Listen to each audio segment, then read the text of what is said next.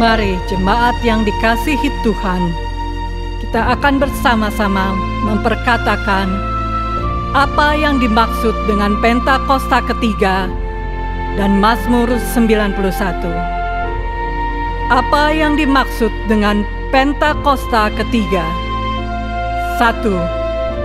Pentakosta ketiga adalah pencurahan Roh Kudus yang dahsyat di zaman ini, melebihi yang terjadi di Azusa Street.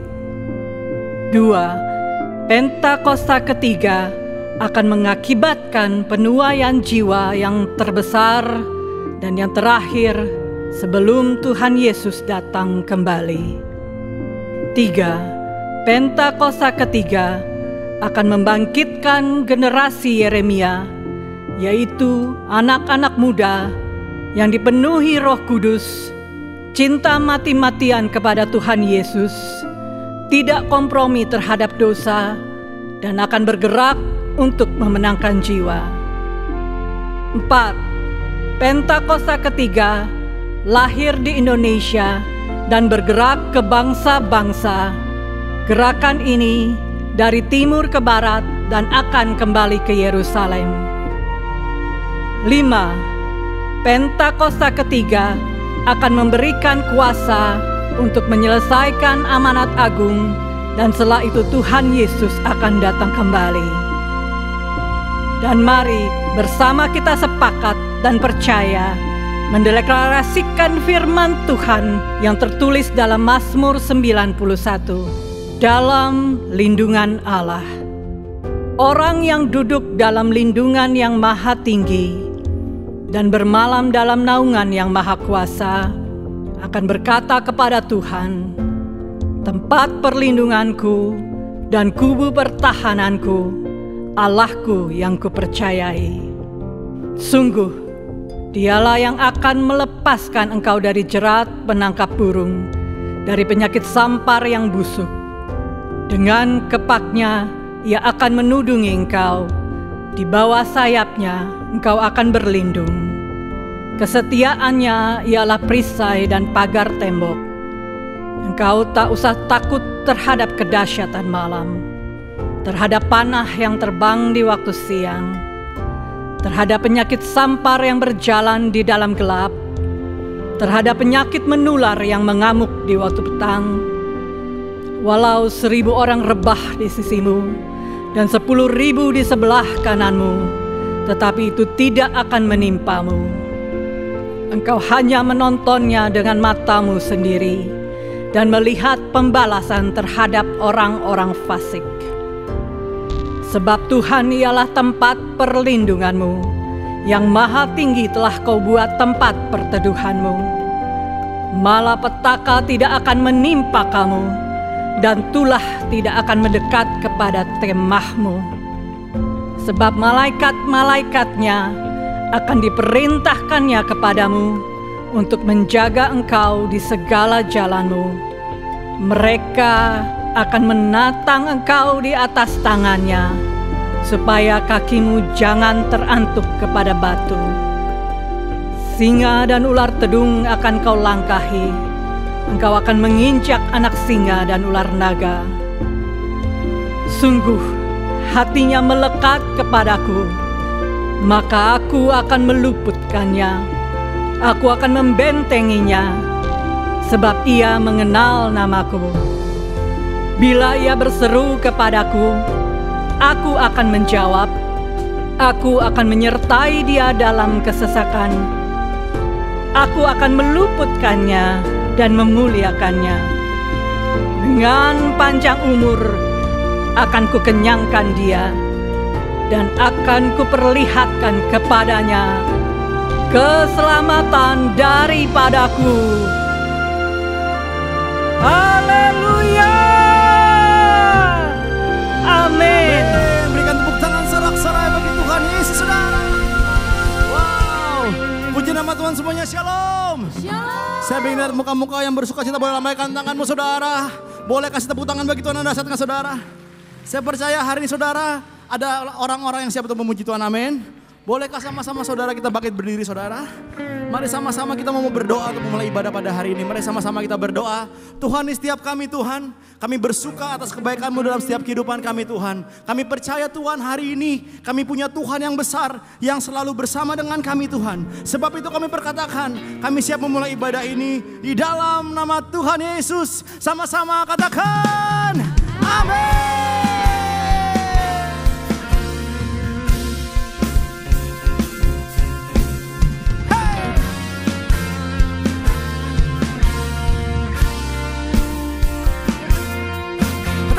Tuhan Allah di tengah kita besar,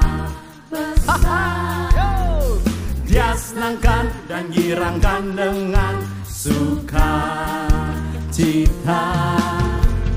Dia mengasihi dan bersuka karena kita. Tuhan Allah di tengah kita besar. Siap. Besar,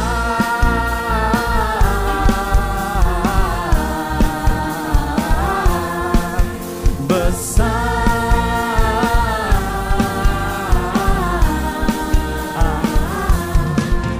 besar. Saya percaya semua tahu lagu ini, amin. Ya sama-sama saudara ya. Come on. Tuhan Allah di tengah apa?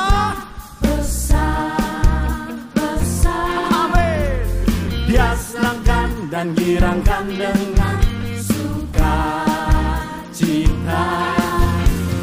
Dia mengasihi dan bersuka karena kita.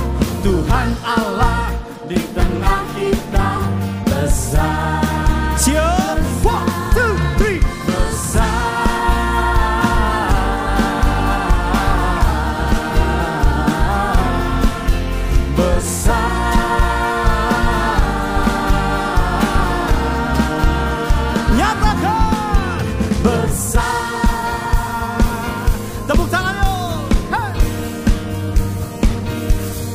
Tuhan besar dalam setiap kehidupan kami. Kami bangga punya Tuhan yang besar. Katakan amin. Haleluya. Ya saudara sama-sama ya. Kita nostalgia ke zaman sekolah minggu saudara ya. Saya percaya semua tahu gini ya. Tuhan Allah. Katakan. Apa? Besar. Dia senangkan dan girangkan dengan sukacita. Siapa? Dia mengasihi, amin, dan bersuka karena kita. Tuhan Allah di tengah kita besar. Siap? Besar. Semuanya besar,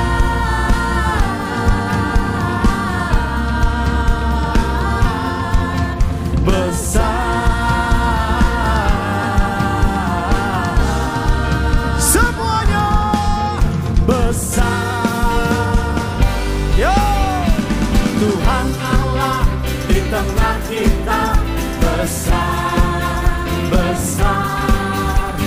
Dia senangkan dan girangkan dengan sukacita. Dia mengasihi dan bersuka karena kita. Tuhan Allah di tengah kita besar. Siap gerakannya semuanya? 1, 2, 3. Besar.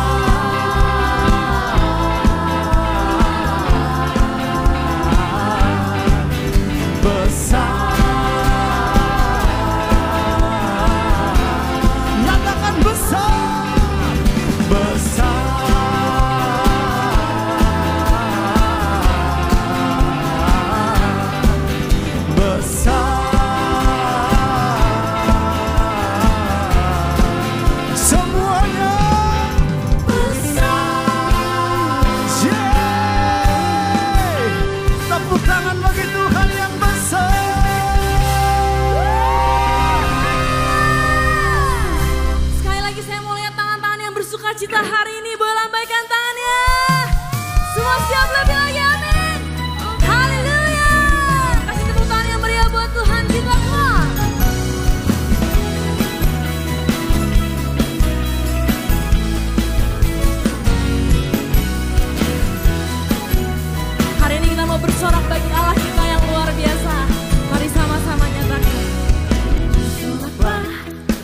bagi Tuhan, Dialah benteng perisai hidupku. Bersoraklah bagi Tuhan, Dialah perlindunganku. Katakan bersoraklah. Bersoraklah bagi Tuhan, Dialah benteng perisai hidupku. Bersoraklah bagi Tuhan, Dialah perlindunganku. Dia yang sembuhkan segala sakitku. Dia yang lepaskan segala bebanku. Dia yang sembuhkan segala sakitku. Dia yang lepaskan segala bebanku. Katakan bersoraklah. Bersoraklah bagi Tuhan, Dialah benteng perisai hidupku. Bersoraklah bagi Tuhan, Dialah perlindunganku. Mari hari ini sama-sama kita imani lagu ini Bapak Ibu Saudara. Come on. Bersoraklah bagi Tuhan, Dialah benteng perisai hidupku. Semuanya. Hey hey. Bagi Tuhan, Dialah perlindunganku. Dia yang sembuhkan. Dia yang sembuhkan segala sakitku. Dia yang lepaskan segala bebanku. Katakan dia. Dia yang sembuhkan segala sakitku. Dia yang lepaskan segala bebanku. Katakan. Bersoraklah bagi Tuhan, Dialah benteng perisai hidupku. Semuanya. Hey hey. Bagi Tuhan, Dialah perlindunganku. Hari ini kami mau nyatakan Tuhan, kami punya Tuhan yang luar biasa. Kau menyembuhkan setiap kami yang sakit Tuhan Yesus. Kau menguatkan setiap kami yang lemah. Bersama-sama ke suaramu. Yang sembuhkan segala sakitku.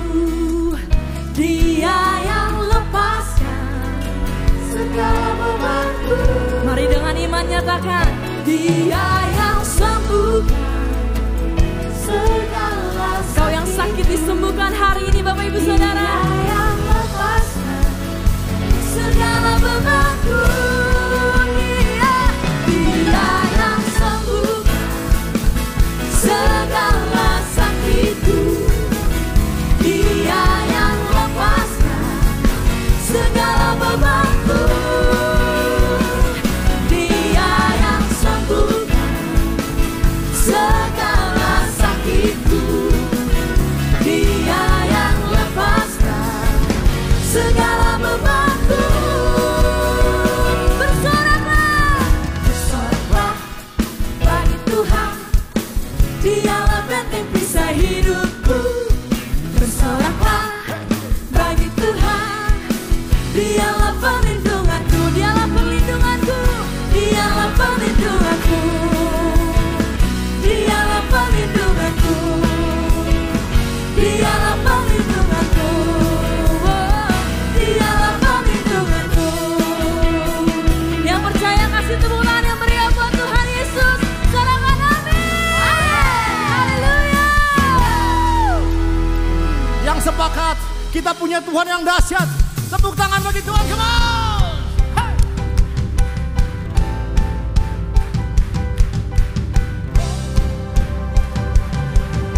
Are you ready, church? Come on, shout. Oh,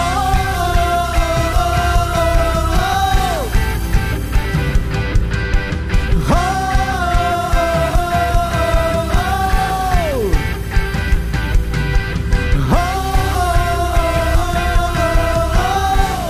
mari bersama-sama saudara katakan, come on. Selangkah demi selangkah ku maju tiada lelah. Sekalipun ku berjalan dalam lembah kekelaman, ku tak takut, ku tak gentar, semua musuh gemetar.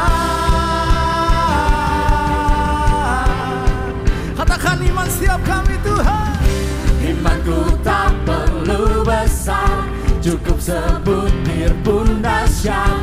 Karena Dia yang bekerja, bukanlah kuat gagahku. Ku tak takut, ku tak gentar, semua musuh gemetar. Semua musuh gemetar. Oh, say Yesus Tuhan, Engkau yang selalu bekerja di dalam hidupku, dan Kau menjadi kuatku. Sekarang aku selalu kan meninggikanmu, kesetiaanmu besar. Sama-sama shout.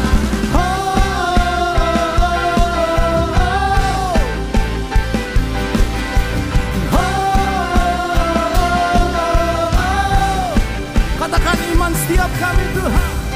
Imanku tak perlu besar, cukup sebutir pun dahsyat. Karena Dia yang bekerja, bukanlah kuat gagahku. Ku tak takut, ku tak gentar, semua musuh gemetar. Semua musuh gemetar. Oh, Yesus Tuhan, Engkau yang selalu bekerja di dalam hidupku, dan Kau menjadi kuatku. Sekarang aku selalu kan meninggikanmu, kesetiaanmu. Katakan Yesus, Yesus Tuhan, Engkau yang selalu bekerja di dalam hidupku, dan Kau menjadi kuatku. Sekarang aku selalu kan meninggikanmu, kesetiaan. Come on, shout sama-sama, katakan saudara.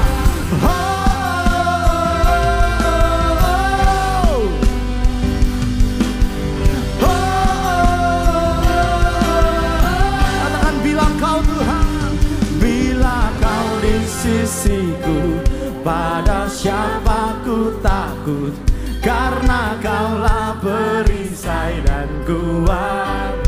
Katakan bila Kau Tuhan, bila Kau di sisiku, Pada siapa ku takut, karena Kaulah perisai. Yuk sama-sama yuk, tepuk tangan sama-sama katakan. Bila Kau di sisiku, pada siapa ku takut, karena Kaulah perisai dan sekali lagi ya. kuatku. Bila Kau di sisiku, pada siapa ku takut, Karena Kaulah perisai dan kuatku. Yesus Tuhan, Engkau yang selalu bekerja di dalam hidupku, dan Kau menjadi kuatku. Sekarang aku selalu kan meninggikanmu, kesetiaanmu besar. Yesus Tuhan, Engkau yang selalu bekerja di dalam hidupku, dan Kau menjadi kuatku. Sekarang aku selalu kan meninggikanmu, kesetiaanmu. Mari sama-sama shout, katakan. Oh, Kau besar di dalamku, Kau besar di dalam.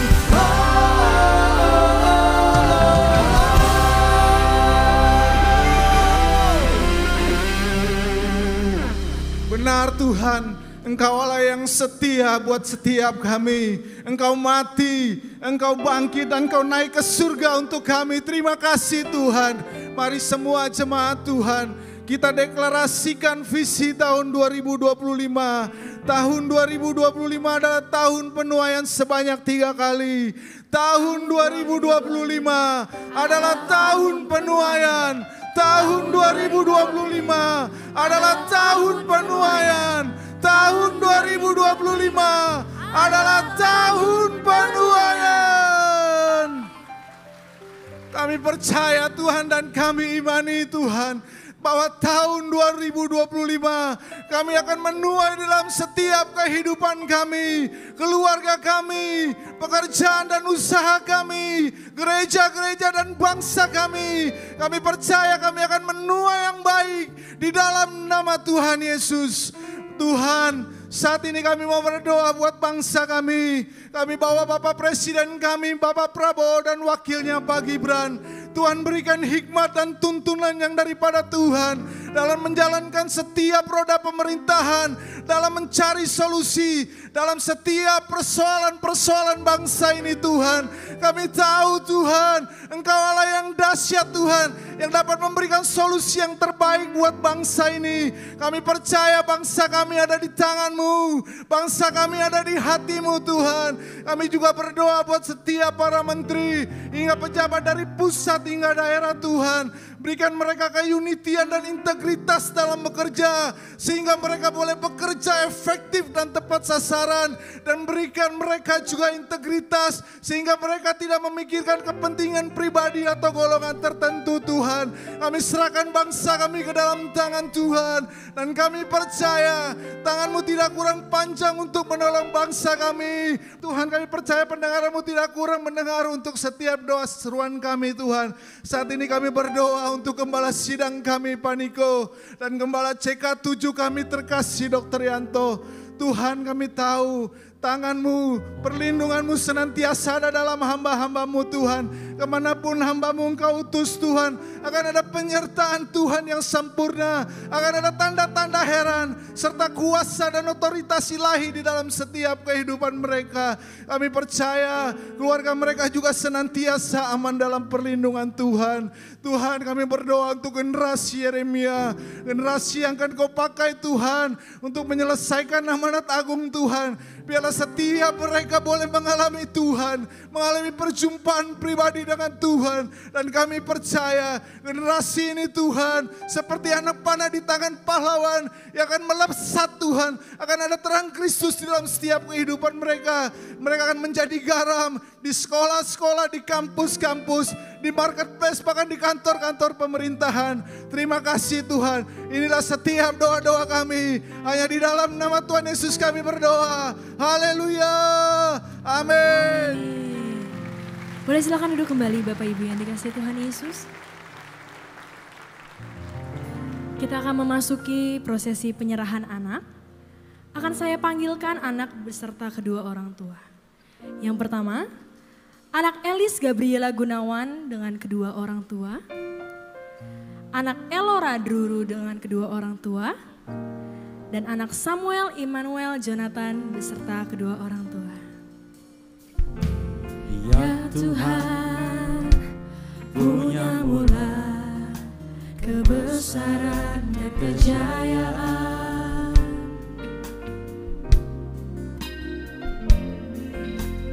Ya Tuhan, punya mula kehormatan, kemasyuran.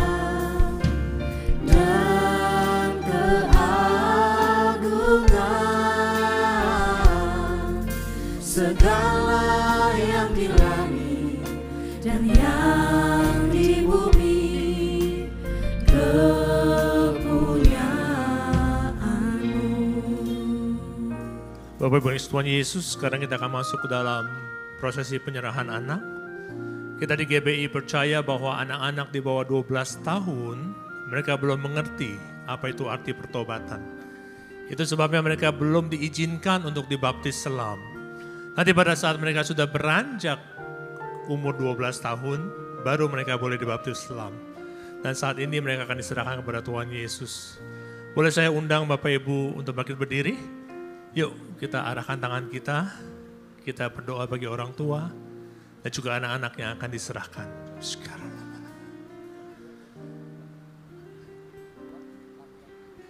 Anak Elis dengan orang tua Pak Michael, dan juga Ibu Meliana, anak Elora dengan orang tua Pak Valerius dan juga Ibu Suwati Laya. Oleh iman dari kedua orang tuamu, hari ini engkau diserahkan kepada Tuhan Yesus. Dan mulai saat ini, kalian akan menjadi milik Tuhan Yesus. Kalian akan dijaga, kalian akan dipimpin. Dimanapun kalian berada, Tuhan menyertai. Bapak, engkau pakai anak-anak ini untuk kemuliaan nama Tuhan. Pimpin mereka Tuhan untuk menjadi kepala dan bukan ekor. Dan biarlah apa yang mereka kerjakan akan selalu membawa kemuliaan bagi Tuhan. Terima kasih Tuhan Yesus. Kami juga berdoa untuk kedua orang tua. Hikmat marifat-Mu turun atas mereka. Untuk mereka bisa mendidik anak-anak menjadi anak-anak yang takut akan Tuhan. Kau berkati keluarga ini berlimpah Tuhan. Segala kebutuhan Kau cukupkan. Bapa, ada keharmonisan, sukacita, kebahagiaan di dalam rumah tangga mereka. Pakai mereka juga Tuhan untuk kemuliaan nama-Mu. Terima kasih Tuhan Yesus. Segala puji dan hormat hanya bagi nama Tuhan. Amin. Kita beri kemuliaan untuk Tuhan Yesus Bapak Ibu semuanya. Hosana bagi Sang Raja, Hosana di tempat yang maha tinggi, Hosana, Hosana, Hosana bagi Dia. Silakan duduk kembali Bapak Ibu yang dikasih Tuhan Yesus. Baik, kembali kami mau menyambut, adakah yang baru pertama kali hadir di GBI PRJ, boleh lambaikan tangannya? Ada di kiri saya, di depan juga ada. Shalom, selamat datang, selamat beribadah di GBI PRJ. Bagi jemaat yang baru pertama kali hadir, dapat mengisi form data jiwa baru dengan cara scan QR yang ada di depan layar. Baik, kita akan menyaksikan news untuk seminggu ke depan. Tim multimedia, dipersilahkan. Shalom. Berikut kami sampaikan beberapa pengumuman. 40 hari telah berlalu sejak kebangkitannya dan telah menampakkan dirinya kepada murid-muridnya untuk meneguhkan iman mereka. Kini ia telah naik ke surga untuk menyatakan, barang siapa yang percaya kepadanya akan beroleh hidup yang kekal. Kenaikannya bukanlah akhir, melainkan awal dari sebuah pengutusan. Mari bersama-sama kita menghadiri ibadah kenaikan Tuhan Yesus Kristus pada hari Kamis 29 Mei 2025 dengan tema From Cross to Crown yang akan dilayani oleh Pastor JJ Simko Putra pada pukul 8 dan 10.30 pagi dan Bapak Pendeta Johan Lumoindong pada pukul 2 siang serta Pendeta Rubin Ong pada pukul 4:30 sore. Bertempat di Integrity Convention Center, lantai 10, Grand Ballroom, Jalan Angkasa, Kafling B6, Kemayoran, Jakarta Pusat. Ibadah kenaikan Tuhan Yesus disertai juga dengan ibadah pemudaan anak. Ibadah Raya Hari Minggu 1 Juni 2025, pukul 7, 9, dan 11.30 waktu Indonesia Barat, dilayani oleh Evangelis Gina Darmawan. Pukul 16.30 waktu Indonesia Barat, dilayani oleh Pastor Junaidi. GBI PRJ Mandarin pukul 9 waktu Indonesia Barat, dilayani oleh PDM Ari Kiswanto. Ibadah Raya disertai dengan ibadah King's Hit, ibadah anak berkebutuhan khusus, Little Blessing Toddler, Sekolah Minggu, Joshua Generation Kids Church English Service, Junior Church Indonesian Service, 316 Youth English Service, dan ibadah 2 PM yang Adult and Couple Service. Berikut kami informasikan pasangan dari jemaat GBI PRJ yang akan melangsungkan pemberkatan nikah. Apabila dari Bapak Ibu ada yang keberatan atas informasi tersebut, harap dapat segera menghubungi PDP Grace Natalia di nomor WA 0856 8505 054.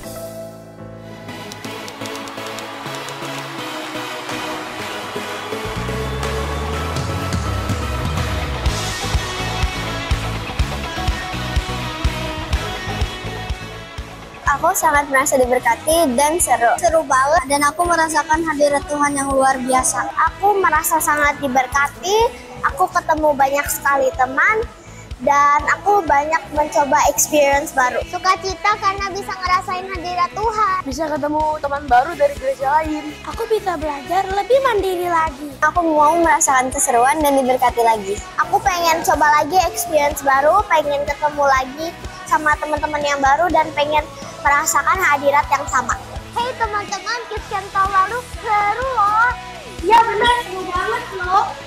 Ayo buruan daftar, jangan sampai ketinggalan ya. Ayo. Kids Camp ya. Pendaftaran Kids Camp 2025 akan ditutup hari ini.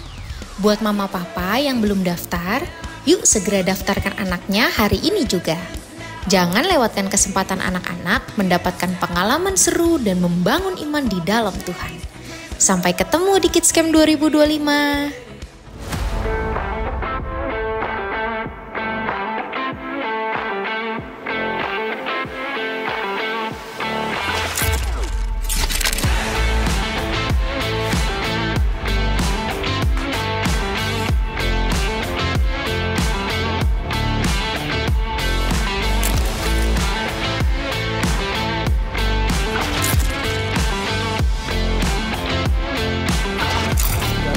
Setiap hari, setiap saat di mana kita berada, kita selalu connected dengan Tuhan. No more barriers between heaven and earth. Kita bercanda sama Tuhan.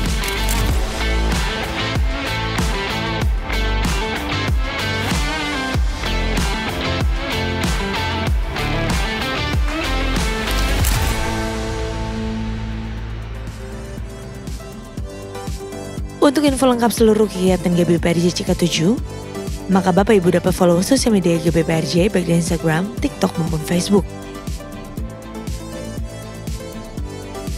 Sekian pengumuman pada hari ini. Terima kasih atas perhatian Bapak Ibu sekalian. Tuhan Yesus memberkati.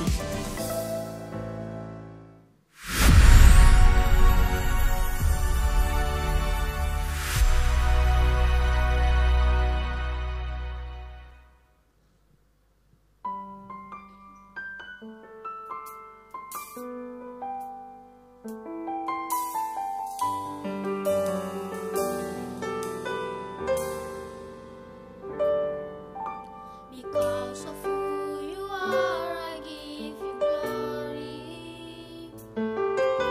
Because of who you are, I give you praise. Because of who you are, I will lift my voice and say, Lord, I worship you. Because of who you are, Lord, I worship you. Because of who you are, because of who you are, I give you glory. Because of who you are, I give you praise.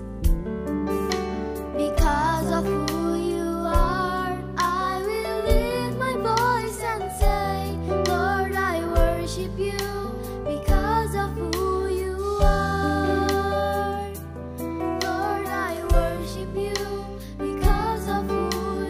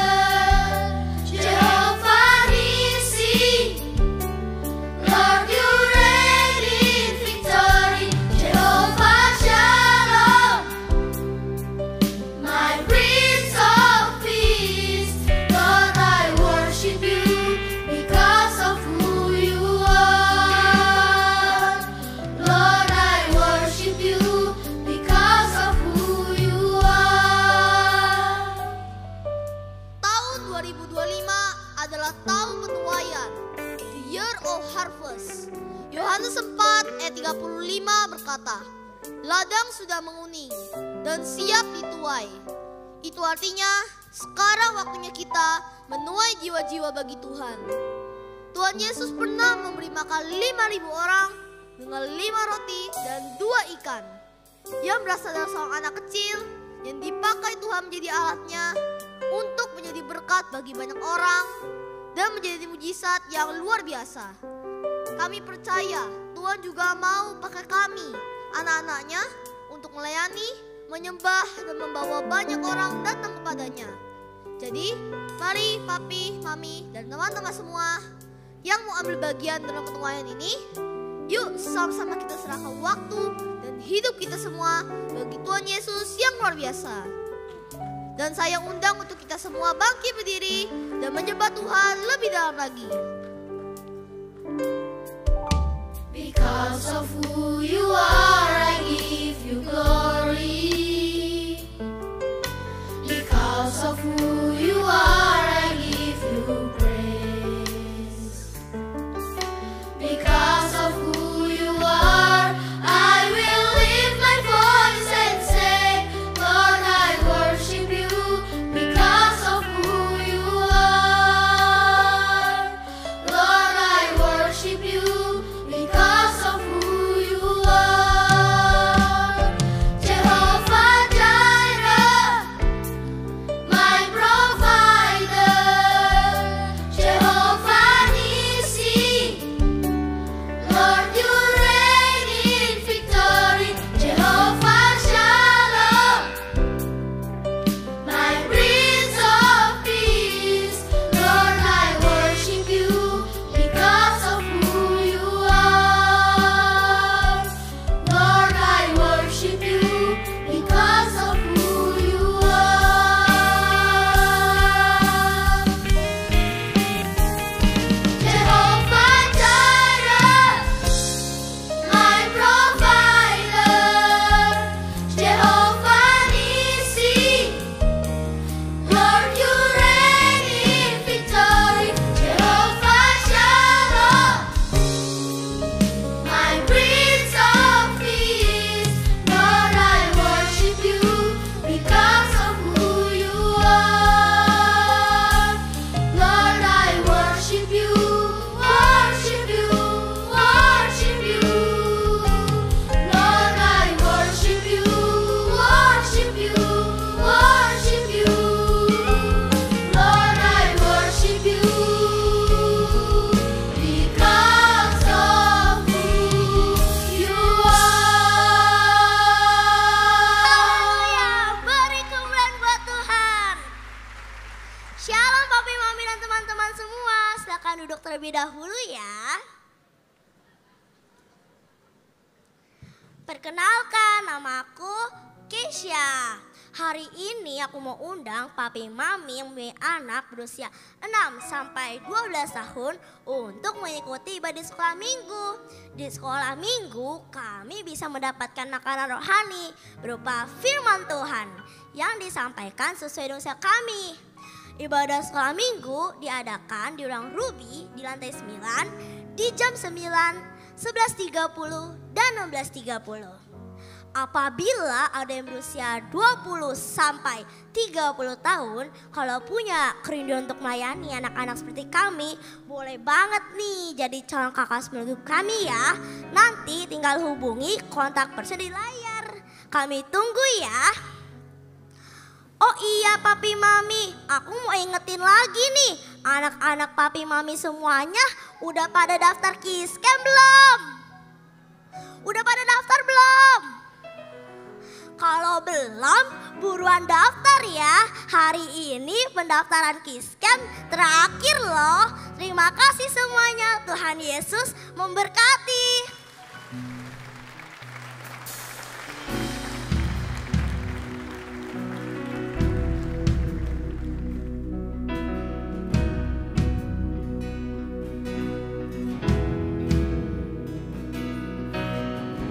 I'm calling on the God of Jacob, whose love endures through generations. I know that you will keep your covenant. I'm calling on the God of Moses, the one who opened up the ocean. I need you not to do the same things for me.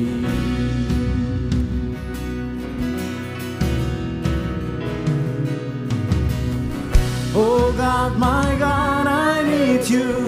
Oh God, my God, I need you now. How I need you now. Oh rock of ages, I'm standing on your faithfulness. Oh, your faithfulness.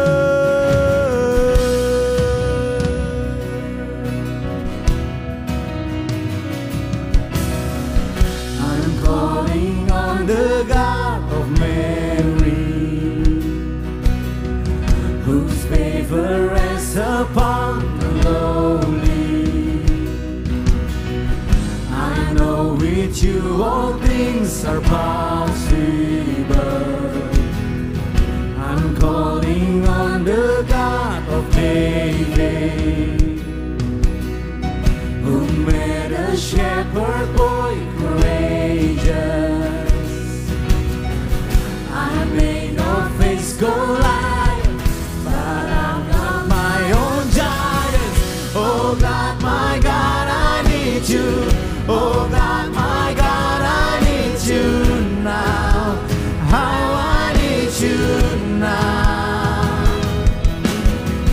Oh rock of ages, I'm standing on your faithfulness.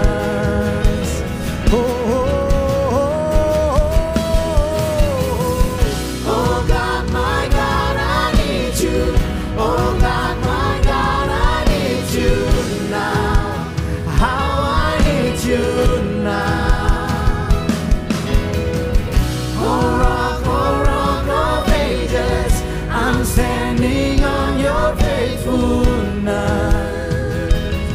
Oh, your faithfulness.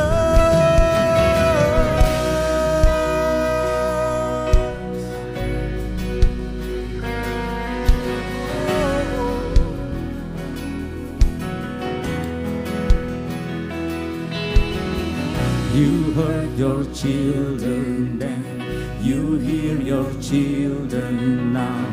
You are the same God. You are the same. Amen. You answered praise back then, and you will answer now. You are the same God. You are the same God. You are providing then. You are providing now. You are the same God.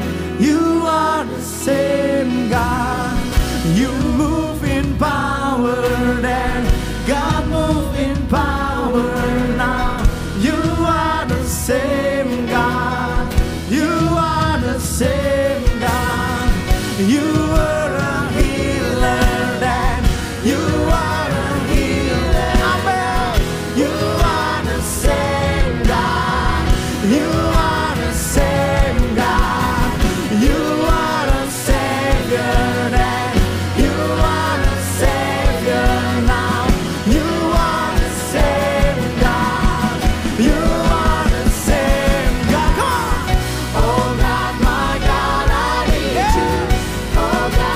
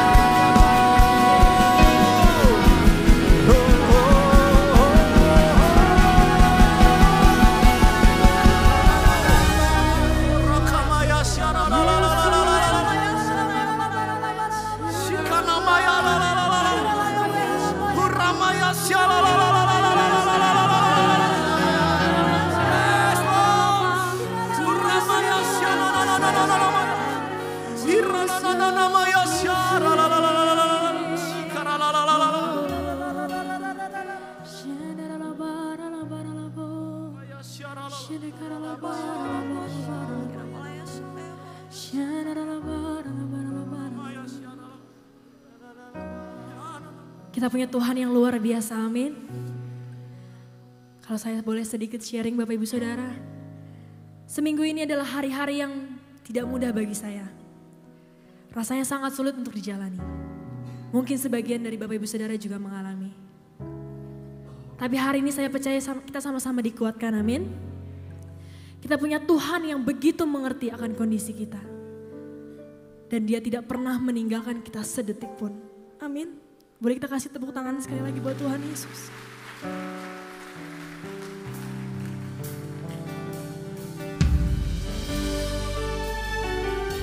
Kami bersyukur Tuhan Yesus. Kami punya Allah yang begitu setia. Kami punya Allah yang begitu mengerti. Terima kasih Tuhan Yesus. Kami bersyukur Tuhan.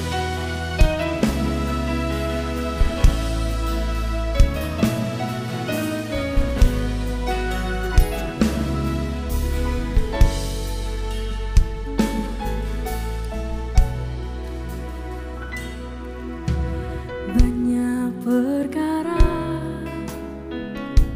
yang tak dapat ku mengerti, mengapakah harus terjadi di dalam kehidupan ini. Satu perkara yang ku simpan dalam hati, tiada satu pun yang terjadi tanpa Allah peduli. Allah mengerti, Allah peduli segala persoalan yang kita hadapi, tak akan pernah dibiarkannya ku bergumul sendiri, sebab Allah mengerti.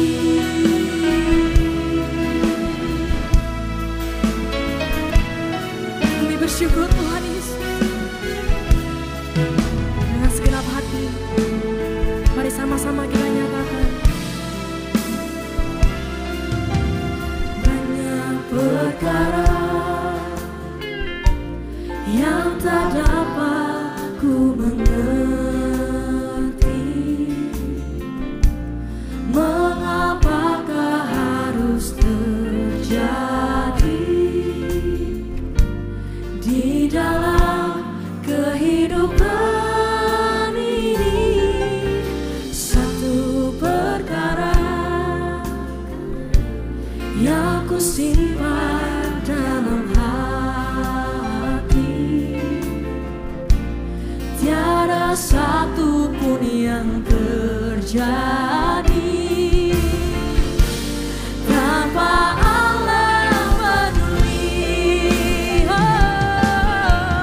Allah mengerti, Allah peduli segala persoalan yang kita hadapi, tak akan pernah dibiarkannya ku bergumul sendiri, sebab Allah mengerti.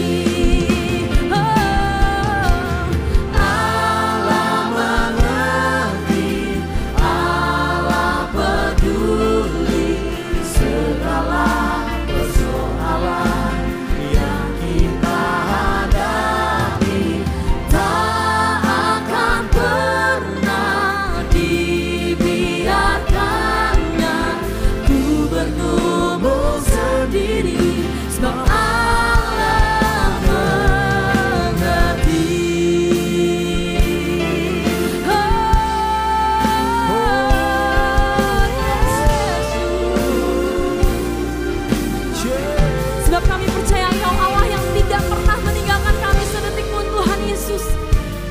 kekuatan, pengharapan, semua datang berasal daripada-Mu Tuhan Yesus.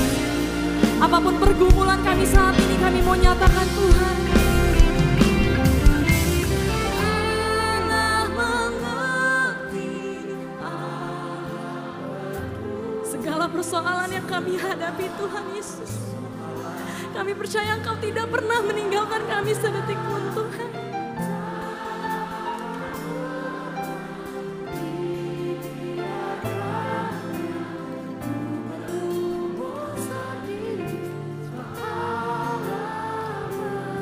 Ini ungkapan isi hati kami Tuhan Yesus. Allah mengerti, Allah peduli segala persoalan yang kita hadapi. Tak akan pernah dibiarkannya ku bergumul sendiri, sebab Allah mengerti. Allah mengerti, Allah peduli segala persoalan yang kita hadapi. Tak akan pernah dibiarkannya ku bergumul sendiri, sebab Allah mengerti. Ku bergumul sendiri, sebab Allah mengerti. Ku bergumul sendiri, sebab Allah mengerti.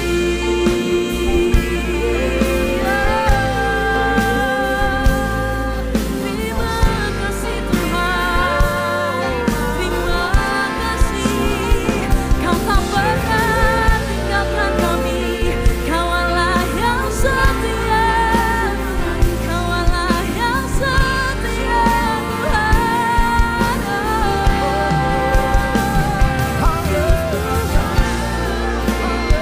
Kau yang kami andalkan, Kau yang kami percaya selama-lamanya. Apapun pergumulan kami saat ini Tuhan, Kau satu-satunya Allah yang kami andalkan dalam hidup kami Tuhan Yesus. Satu-satunya yang ku andalkan, satu-satunya yang ku percaya. Engkau sumber kekuatan, sumber pengharapan, sumber kedamaian. Kau satu-satunya, satu-satunya yang ku andalkan, satu-satunya yang ku percaya.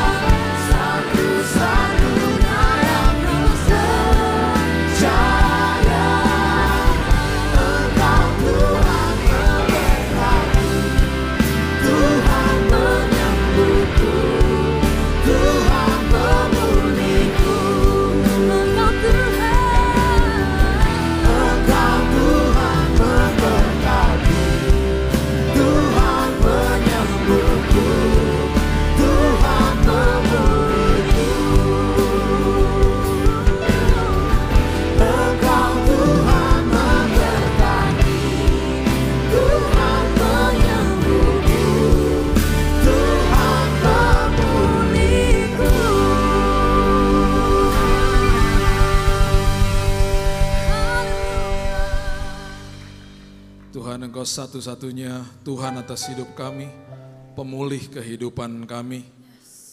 Engkau satu-satunya sumber dalam hidup kami. Dan itu sebabnya Tuhan, Engkau satu-satunya juru selamat kami, yang kami puja, yang kami sembah. Dan itu sebabnya hari ini hidup kami penuh dengan arti, karena ada Yesus dalam hidup kami. Hari ini kami berdiri teguh karena ada keteguhan di dalam firman Tuhan. Dan bahkan firman Tuhan menopang kehidupan demi kehidupan. Tuhan, Engkau berfirman dengan firman-Mu yang tadinya tidak ada menjadi ada. Itu sebabnya firman-Mu berkuasa ya Tuhan. Firman-Mu yang kami dengar, yang kami baca, yang kami masukkan ke dalam pikiran dan hati kami, itu berkuasa untuk memulihkan kehidupan kami. Itu jawaban bagi kami. Kami percaya Roh Kudus yang di dalam kami menasehati kami, memandu kami, dan juga hari ini menopang hidup kami. Dalam nama Yesus, kami sambut firman kebenaran, kita sama-sama katakan amin, amin, amin, amin, amin. Silakan duduk. Shalom. Oke. Kita buka sama-sama di 2 Samuel pasal yang kelima, ayat 17 sampai ayat yang ke-20.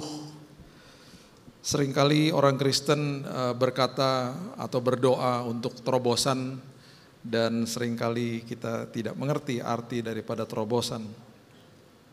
Kita mau belajar apa yang Alkitab katakan, karena ketika kita berdoa biasanya, Tuhan saya mau ngalami breakthrough dalam hidup saya. Terus kita cuma mau diem aja, terus kita bilang Tuhan aja sana gitu, saya di sini aja. Sesekali, dan bukan sesekali, sering juga Tuhan akan membawa kita bersama-sama dengan Dia. Udah pastinya Dia pegang tangan kita menerobos bareng sama Dia. Dan Dia yang bekerja, Dia yang menghalau, Dia yang berperang bagi kita pastinya. Tetapi kita melihat hal-hal itu terjadi di depan kita. Dan seringkali itu yang membuat lutut kita bergemetar. Dan seringkali kita katakan, Tuhan ini bisa gak sih Tuhan gitu ya. Karena kita terekspos dengan apa yang kita lihat dengan mata jasmani kita. 2 Samuel pasal yang kelima ayat 17 dikatakan, ketika didengar orang Filistin bahwa Daud telah diurapi menjadi raja atas Israel, maka majulah semua orang Filistin untuk menangkap Daud. Tetapi Daud mendengar hal itu, lalu ia pergi ke kubu pertahanan. Sama seperti kita hari ini, setelah kita terima Yesus sebagai juru selamat, iblis tidak akan tinggal diam. Dia akan maju, dia akan mulai menyerang, dan memang satu-satunya akses yang dia punya itu hanya, sekali lagi saya katakan, hanya ke dalam pikiran manusia. Jadi kalau pikiran kita tidak diisi dengan kebenaran firman, gampang dan mudah sekali untuk manusia akhirnya takut, khawatir, dan bahkan kecewa sama Tuhan, gampang kepahitan dan lain sebagainya. Semuanya adalah dimulai dari pikiran. Pikiran adalah the battlefield, adalah medan pertempuran yang terjadi setiap hari. Bayangkan setiap hari kita ini mengalami pertempuran di dalam sini, antara manusia lama dengan manusia baru saya misalnya, antara daging sama roh, antara kepentingan pribadi dengan kepentingan orang lain, antara jalan yang benar dengan jalan yang mudah misalnya. Jalan yang mudah, ya udahlah cara dunia lebih mudah mungkin secara perspektif kita. Tetapi jalan yang benar itu sulit ditempuhnya. Jadi itu pertempuran terjadi setiap hari di dalam benak kita, di dalam hidup kita. Ketika hal-hal ini terjadi, Alkitab mencatat Daud mendengar hal itu, lalu ia pergi ke kubu pertahanan. Dia selalu tanya sama Tuhan, what should I do? Apa yang harus aku lakukan? Dan seterusnya. Ketika orang Filistin itu datang, ayat 18, dan memencar di lembah Refaim, ini adalah gambaran bahwa Daud dikepung, kita juga dikepung, kita sebagai anak Tuhan yang hidup di tengah-tengah dunia yang penuh kegelapan, kita pun dikepung sama kegelapan. Itu sebabnya Tuhan katakan, aku terbitkan terangku di dalammu. Kita sudah pernah bahas tentang arti daripada terang Tuhan dalam hidup manusia. Terang Tuhan itu tidak pernah akan bisa dipadamkan, karena terang Tuhan adalah terang Tuhan. Nah, ironisnya ketika terang itu ditempatkan dalam hidup manusia, satu-satunya cara di mana terang itu bisa ditutup dan orang atau kita sendiri tidak bisa merasakan, melihat atau merasakan dampak daripada terang itu karena ulah kita sendiri. Salah satu ayat yang luar biasa mencatat, kalau engkau enggak jaga matamu, cahaya atau pelita yang ada di dalammu itu akan pudar, betapa gelapnya hidupmu. Jadi selalu dimulai dari pintu gerbang hati. Pintu gerbang hati, mata dan telinga. Ketika yang diserapnya sampah, ketika yang masuk kegelapan, lambat laun akhirnya terang yang ada di dalam kita, itu tertutup oleh ulah kita sendiri. Makanya firman Tuhan katakan Lot itu orang benar. Tetapi karena setiap hari dia mendengar dan melihat perbuatan mereka yang jahat, jiwanya yang benar tersiksa. 2 Petrus 2 ayat 7-8. Itu adalah gambaran daripada kehidupan kita. Kita orang yang sudah dibenarkan. Setiap hari juga kita melihat dan mendengar perbuatan dunia yang jahat. Kalau itu yang menjadi konsumsi kita, jiwa kita yang benar pun tersiksa. Jadi kita dikepung, itu gambarannya. Setiap hari kehidupan orang percaya dikepung dengan kegelapan dunia. Karena waktu proses penebusan, yang ditebus saudara dan saya bukan buminya. Jadi kecelakaan tetap akan ada, bencana akan ada, kegelapan, kejahatan selalu akan ada. Selama bumi ini masih ada, sebelum kedatangan Kristus. Bertanyalah Daud kepada Tuhan ayat 19, apakah aku harus maju melawan orang Filistin itu? Akan kau serahkankah mereka ke dalam tanganku? Tuhan menjawab Daud, majulah sebab aku pasti akan menyerahkan orang Filistin itu ke dalam tanganmu. Tuhan, aku harus bagaimana? Tuhan bilang maju. Kemenangan di tanganmu, aku akan beserta denganmu. Penerobosan atau terobosan terjadi ketika hal-hal ini terjadi, ini gak mudah. Dan akhirnya ayat 20 mengatakan begini, lalu datanglah Daud di Baal Perasim dan memukul mereka kalah di sana. Berkatalah ia, Tuhan telah menerobos musuhku. Di depanku seperti air menerobos. Sebab itu orang menampakkan tempat itu Baal Perasim. Baal itu adalah dewanya orang Filistin. Perasim itu adalah bahasa Hebrew atau Ibrani yang artinya menerobos. Dengan kata lain, Tuhan yang berperang bagi dia adalah Tuhan yang menerobos musuhnya dia. Kita punya Baal Perasim masing-masing, kita punya kesaksian hidup yang harusnya menjadi modal dalam hidup kita. Di titik mana saya bisa katakan inilah Baal Perasim, di mana Tuhan membela saya, di mana Tuhan menerobos masalah di depan saya. Dan saya ikut sama dia. Saya gak jauh-jauh karena tangan dia memegang tangan saya. Saya melihat semua kejadiannya di depan saya. Harusnya semua kita punya pengalaman seperti itu.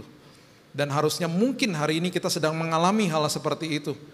Saya percaya ketika itu yang terjadi kita patut mengerti karena setiap hari ketika itu sedang berlangsung, ketika itu sedang ada di depan kita, kebohongan demi kebohongan, tuduhan demi tuduhan terus akan dilontarkan sama iblis di dalam hidup kita. Ya. Coba lihat 1 Petrus pasal yang kelima ayat yang ke-8. Ayat yang sungguh populer. 1 Petrus ayat 5-8. Dia katakan sadarlah dan berjaga-jagalah. Ini bukan cuma sehari-sehari aja, sekali-sekali aja, bukan. Sadarlah dan berjaga-jagalah. Ini tiap hari. Sadar, berjaga-jaga. Sadar, berjaga-jaga. Lawanmu si iblis berjalan keliling. Tiap hari dia ngeronda, keliling kemana-mana ya. Sama seperti singa yang mengaum-ngaum, bukan singa, sama menyerupai singa untuk nakut-nakutin kita sebenarnya. Dan dia ngapain? Dia mencari orang, dia mencari orang. Dia mencari orang yang dapat ditelan. Dapat ditelan sama kebohongannya, sama tuduhannya, sama semua ketakutan yang dilontarkan sama dia di pikiran manusia.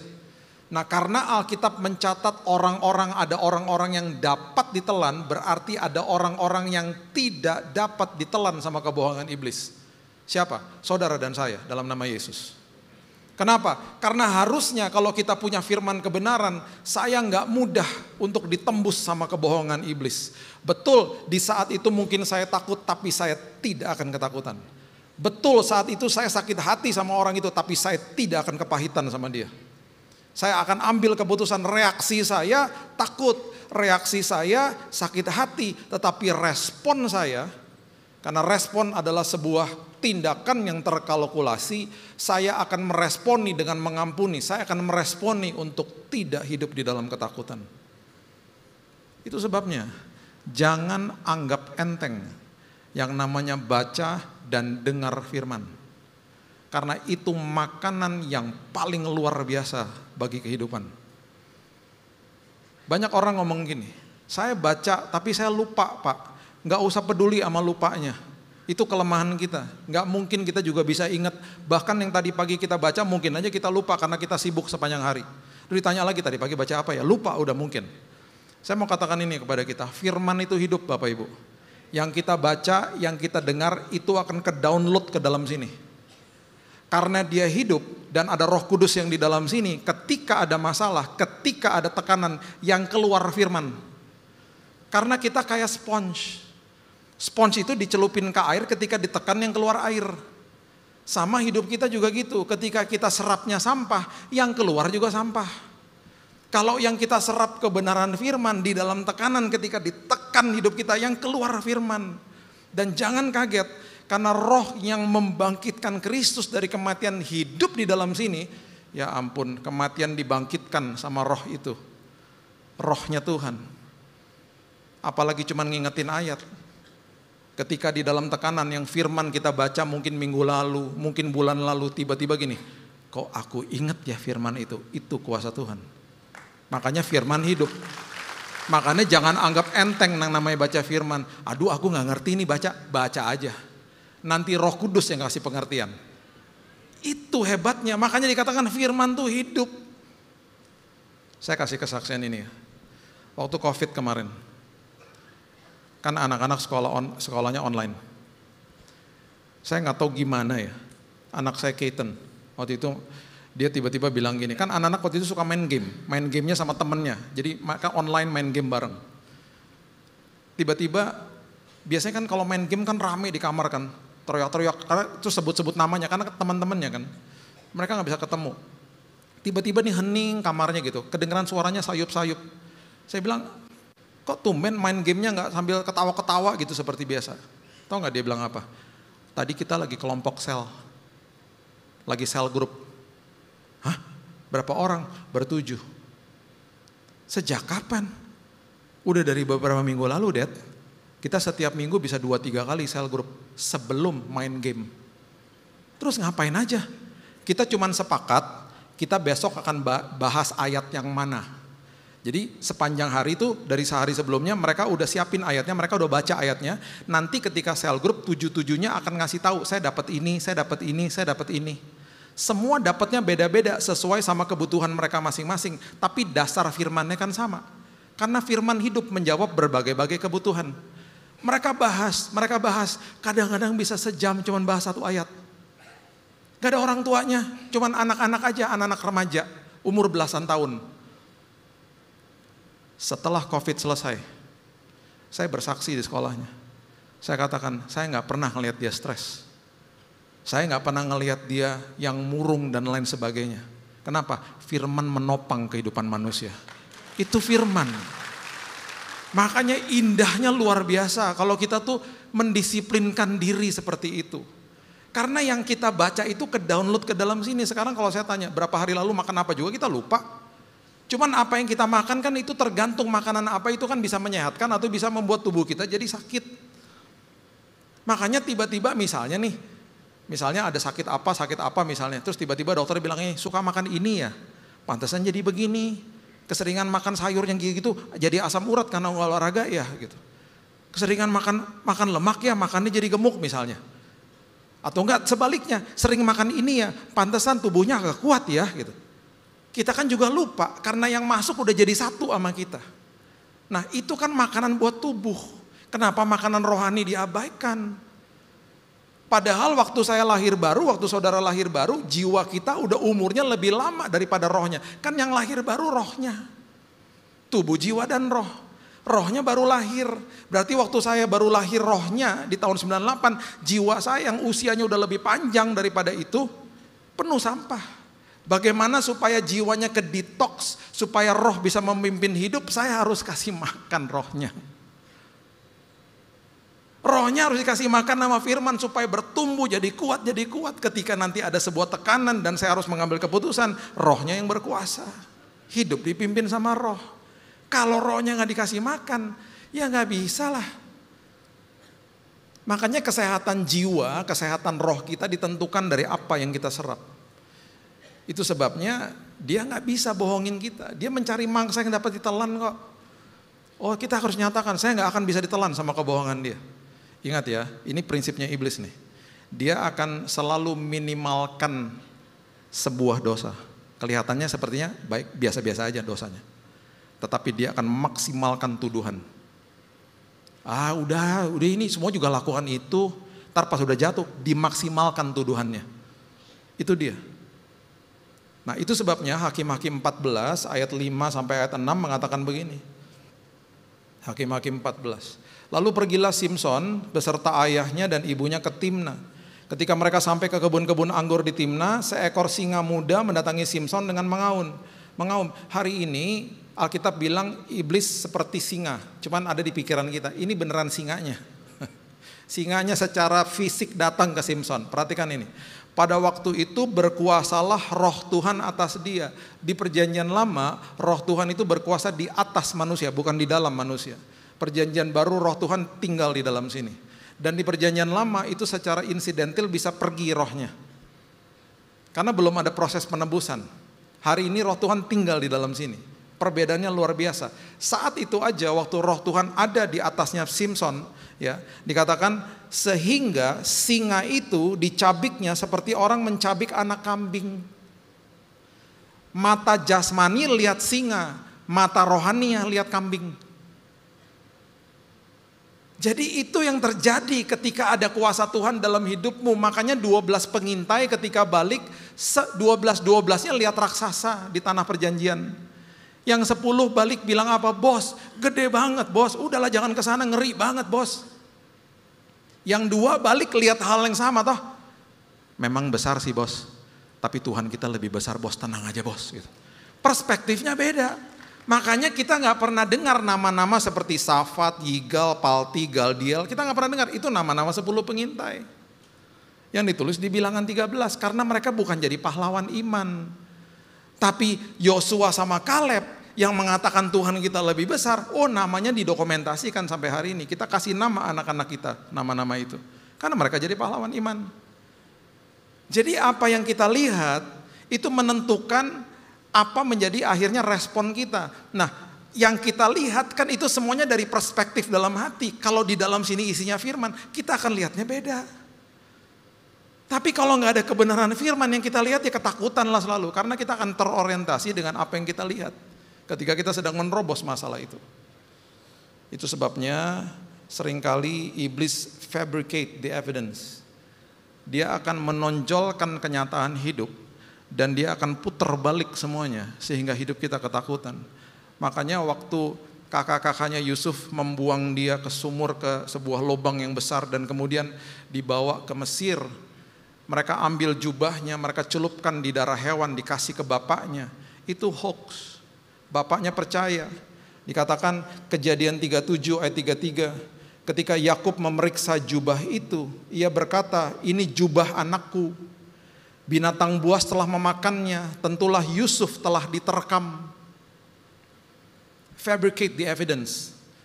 Kenyataannya diputar-putar semuanya supaya buat kita ketakutan. Saya mengalami kenyataan yang tidak enak setelah divonis mati sama dokter. Pak, divonis ya Pak, 3 bulan mohon maaf bla bla bla segala macam. Pokoknya nanti di kemo Bapak mati habis saya kanker darah. Kok bisa paginya Tuhan udah kasih penangkalnya? Kok bisa sebelum dokter bacakan itu pagi-paginya saya bangun baca Amsal 4 ayat 20 sampai 23. Arahkan telingamu kepada ucapanku, simpan di dalam lubuk hatimu, karena itu sumber kehidupan dan kesembuhan. Itu firmannya ngomong gitu. Dokternya vonis siang-siang. Pak, abis ini di kemo seminggu, Bapak masuk ICU, ventilator, koma mati Pak. Dikasih tahu kan? Itu kan kenyataan. Kok bisa abis dia keluar, istri saya nangis, saya juga nangis gitu ya. Mulai timbul ketakutan di sini, rasa takut di sini. Kemudian tiba-tiba saya ngomong gini, tunggu. Tadi pagi kita baca apa? Itu kan Roh Kudus. Bukan kuat dan gagah saya. Tugas saya hanya baca firman. Yang menguatkan dan menegaskan dan meneguhkan firmannya kan Roh Kudusnya. Bill tadi pagi baca apa? Terus saya ingat, iya ya Amsal 4 ayat 20, buka lagi. arahkan telingamu kepada ucapanku. Roh Kudusnya bilang gini, barusan kan kamu mengarahkan telinga kepada dokter kan? Kamu barusan mendengar kenyataan hidupmu, bahwa kamu divonis mati kanker darah. Nah sekarang arahkan telingamu kepada ucapanku, kepada firmanku. Karena ini sumber, karena firman itu sumber daripada kehidupan dan sumber daripada kesembuhan. Terus tiba-tiba keluar lagi, itu kan Roh Kudus semua, bukan saya lah. Tiba-tiba keluar dari sini. Terus saya bilang gini sama istri saya, sayang, yang barusan dokter katakan kan kenyataan ya. Yang firman Tuhan katakan kan kebenaran ya. Berarti kan kenyataan harus tunduk sama kebenaran ya. Sambil nangis ngomongnya, kenyataan tunduk sama kebenaran. Iya ya, benar ya gitu. Itu jadi moto kita tiap hari. Akhirnya perspektifnya berubah. Akhirnya berjalan di dalam kebenaran. Akhirnya gak bisa dibohongin, gak bisa ditelan sama kebohongan iblis. Semuanya asal muasalnya firman. Kalau firman itu dikatakan bisa menciptakan yang tadinya tidak ada jadi ada oleh Tuhan sendiri. Itu arti katanya barah, sesuatu yang tidak ada jadi ada. Firman yang keluar dari mulutnya Yesus ketika dia ditodong di taman Getsemani, ketika ditanya, aku mencari Yesus orang Nazaret. Dia cuma ngomong akulah dia, mental mereka. Karena yang keluar dari mulutnya tuh firman. Makanya kalau baca firman Tuhan jangan begini. Jangan gitu. Baca firman supaya telinga dengar. Iman timbul dari pendengaran akan firman Allah. Saya cuma mau kasih tahu ini supaya kita sadar. Itu makanan rohani yang sangat dahsyat. Dan karena kalau kita perlu makan jasmani tiap hari, makanan rohani harus setiap hari. Supaya kita kuat. Karena apa? Ada 3 jalan nih yang Alkitab katakan bahwa kita diminta sama Tuhan untuk menerobos jalan itu. Dan kita gak suka jalan itu. Pertama jalan yang sempit. Mana ada orang yang suka jalan sempit? Ya ampun Pak, yang gede-gede aja lah jalan sempit. Ngapain diterobos? Jalan sempit pertama. Terus Alkitab juga katakan ada jalan yang asing. Kita mana suka jalan yang asing? Yang udah pasti-pasti aja lah jalannya. Yang ketiga, jalan yang gelap. Mana ada orang mau masuk jalan gelap? Ini lampunya mana sih gitu. Jalannya sempit ya. Coba baca Matius pasal yang ke-7 ayat 14. Matius 7 ayat 14. Karena sesaklah pintu dan sempitlah jalan yang menuju kepada kehidupan, dan sedikit orang yang mendapatinya. Ironis toh. Jalannya sempit menuju kepada kehidupan, sedikit orang yang mendapatinya. Karena gak banyak orang minat masuk jalan situ. Bayangin, Bapak Ibu lagi cari nih jalanan supaya gak kena macet. Pencet Google Map, diarahinnya ke Gang Tikus, jalan kecil. Mana kita suka? Tetapi apa yang terjadi? Di dalam jalan yang sempit kita tidak bisa ngebut. Yang terjadi tiba-tiba kita mengontrol diri kita. Kita tiba-tiba belajar sabar di situ. Kenapa? Ngebut, nabrak ayam, nabrak motor, nabrak anak kecil, nabrak gerobak, ayo di jalan kecil, betul? Kita harus hati-hati dan di dalam jalan yang sempit tiba-tiba kita berani ngalah, ayo. Lewat dulu mas, lewat dulu supaya saya juga bisa lewat. Nah, lewat, spion ditekukin gitu. Tiba-tiba jadi ngalah, tiba-tiba jadi sopan, jalan sempit. Karena jalan sempit itu semata-mata ujungnya untuk mengubah hidup kita. Makanya sebelum minta-minta terobosan sama Tuhan, terobosannya terjadi di dalam sini dulu. Makanya dikasih jalan sempit. Di jalan yang sempit kita hati-hati. Di jalan-jalan yang lebar kita nggak hati-hati. Kita hati-hati, makanya kecelakaan paling besar terjadi di jalan lebar, bukan di jalan sempit. Di jalan sempit paling cuma nyenggol dek gitu, nggak apa-apa, cuma nyenggol doang. Ih, udah balik lagi. Gitu. Hati-hati banget, semuanya aman karena jalannya sempit. Tapi kita nggak sabar aja, nah kita diajarin sabar di situ. Dan pas udah mau keluar dari jalan sempit, biasanya di depan ada jalan raya toh. Nah di jalan raya itu kelihatan tuh mobil gitu. Saya kadang-kadang seneng, jalan raya. Tiba-tiba nggak bisa maju, kenapa? Motor parkir agak ke tengah. Macet, nungguin orangnya keluar. Ayo, karena kita ngeliat jalan raya, kita makin gak sabar. Kenapa? Karena kita dibanding-bandingin sama seolah-olah kehidupan yang lebih enak di depan situ. Makanya di jalan-jalan yang sempit kita juga diajarin, jangan banding-bandingkan hidupmu ya nak. Ini prosesnya lewatin pelan-pelan. Sabar ya nak, nanti setelah waktunya selesai kamu akan tiba di jalan itu. Nanti kalau kamu tiba di jalan itu karena kamu udah dirubahkan di sini, kamu gak akan cepat-cepat, kamu akan ikutin peraturannya. Karena orang yang gak biasa dan orang yang gak pernah diubahkan, yang ada di jalan cepat ya, apalagi di jalan tol, paling sering masuk kemana? Bahu jalan. Bahu jalan itu diciptakan untuk emergency. Tapi orang Indonesia, khususnya orang Jakarta, kecuali jemaat PRJ, itu seneng banget masuk bahu jalan. Sampai saya pernah bilang sama istri saya, kok ada 2 jenis mobil yang paling sering masuk bahu jalan ya? Terus istri saya bilang gini, ngawur aja, coba kamu lihat. Terus lama-lama dia bilang, bener ya gitu. Mobil apa? Tanya sama Roh Kudus ya. Kalau merasa punya, pasti bukan Bapak Ibu, itu orang lain ya. Saya ngobrol nih sama teman saya yang di kantor polisi. Dia bilang gini, Bill, aku kalau lagi habis mengemas dan menyelesaikan TKP kecelakaan bahu jalan, aku sampai nangis, Bill. Karena fatal, Bill. Aku juga heran itu orang-orang kok berani-beraninya udah tahu itu jalur emergency, jalur darurat. Jadi orang yang darurat di jalanan itu banyak. Ada yang misalnya serangan jantung, ada yang misalnya bannya kempes, ada yang misalnya anaknya numpahin makanan, mereka perlu menepi. Waktu mereka menepi, mereka cuma lihatnya begini, kosong mereka menepi. Mereka nggak nyadar di belakang ada yang kenceng sekenceng-kencengnya. Karena orang itu bilang begini sama saya. Si Pak Polisi bilang gini, Bill, orang yang masuk bahu jalan dia tahu dia salah. Dan dia pengen lebih cepat daripada yang lain kan. Dia pengen buru-buru, makanya kenceng-kenceng di situ. Karena mereka mau cepat-cepat aja, gak sabaran gitu. Ketika ada yang nepi nih, itu hitungannya detik, Bill, detik. Dia masuk, gubrak.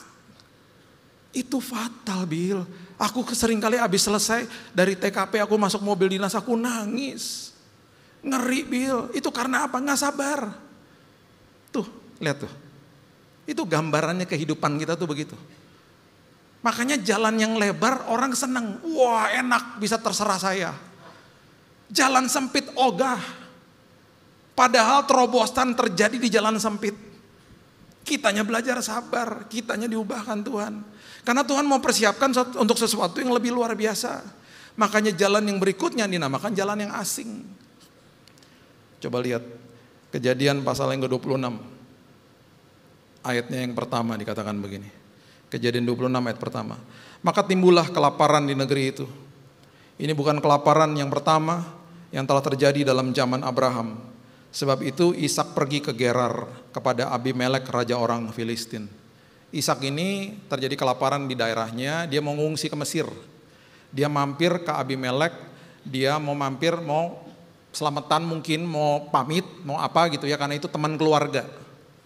Lalu Tuhan menampakkan diri kepadanya serta berfirman, janganlah pergi ke Mesir katanya. Diamlah di negeri yang akan kukatakan kepadamu. Tinggallah di negeri ini sebagai orang asing.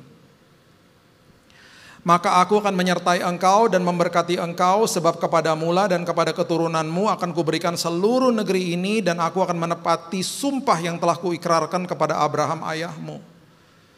Seringkali di dalam tempat yang asing Tuhan bilang begini, udah sini aja. Kenapa Tuhan? Udah tenang aja, aku akan pelihara hidupmu. Musim ini kamu harus ada di sini. Udah lewatin sama saya. Ayat 12, Kejadian 26. Maka menaburlah Ishak di tanah itu, dan dalam tahun itu juga ia mendapat hasil 100 kali lipat, sebab ia diberkati Tuhan.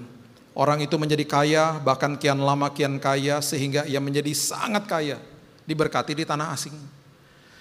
Ia mempunyai kumpulan kambing domba, lembu sapi, serta banyak anak buah, sehingga orang Filistin cemburu kepadanya. Segala sumur yang digali dalam zaman Abraham ayahnya oleh hamba-hamba ayahnya telah ditutup oleh orang Filistin dan ditimbun dengan tanah.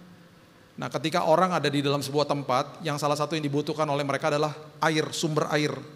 Lalu kata Abimelek kepada Ishak, pergilah dari tengah-tengah kami, sebab engkau telah menjadi jauh lebih berkuasa dari kami. Ishak, jauh-jauh deh, ini banyak orang-orang cemburu karena kamu makin berhasil di sini, tanah asing padahal. Kamu ngungsi jangan di sini. Dia melipir nggak terlalu jauh dari situ, pergi ke tempat namanya Lembah Gerar. Karena apa? Karena dia lagi butuh air sebenarnya. Dan Tuhan kan pelihara di tanah asing.